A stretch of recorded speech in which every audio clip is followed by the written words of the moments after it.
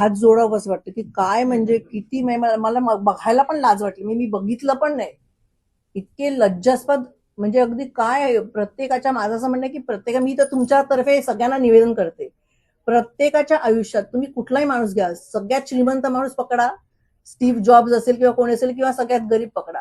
तुमच्या इथे लिहिलेलं आहे तुम्हाला तेवढं त्रास, आनंद सगळे तुमच्या आयुष्यात येणारच आहे. तुम्ही काही करा, काहीही करा.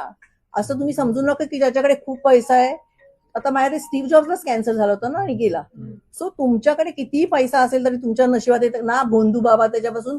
सो मी विनंती करीन तुम्ही या भोंदू बाबांकडे जाणं बंद करा.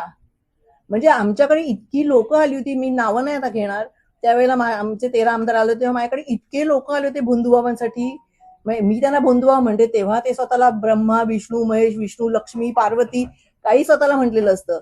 मी सांगितलं थँकफुली माझा नवरा पण तसाच आहे. आम्ही सांगितलं आमच्याकडे कोणी आलं तर आम्ही पाया पडणार नाही. तुम्हाला आम्हाला भेटायला यायचं तुम्ही भेटायला या. प्लस आमच्यावर फोटो काढून लोकांना जर सांगितलं की आम्ही तुमचे भक्त होतो, आम्ही तिथे तुम्हाला येऊन कान फटवणार. सो आमच्याकडे कोणी येतच नाही किंवा आम्ही पण कोणाकडे जात नाही.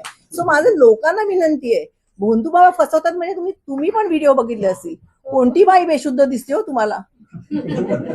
काय म्हणजे काय चाललंय, आपला समाज कुठे चाललाय? म्हणजे आपण महाराष्ट्र हा समाज सुधारक किती लिस्ट आहे हो आपल्या, संतांपासून हुशार माणसांपासून सायंटिस्ट पासून साहित्यिकांपर्यंत. काय म्हणजे लोक वेडे झालेत का काय कळत नाही मला. बरं काय हा भोंदू बाबा तुमच्या काय नवऱ्याला प्रमोशन मिळवून देणार आहे, काय बदल्या करणार आहे? बरं काय किती पैसा खायचा आणि इथेच ठेवून जायचंय पैसा, तो कोणीही देऊ शकत नाही.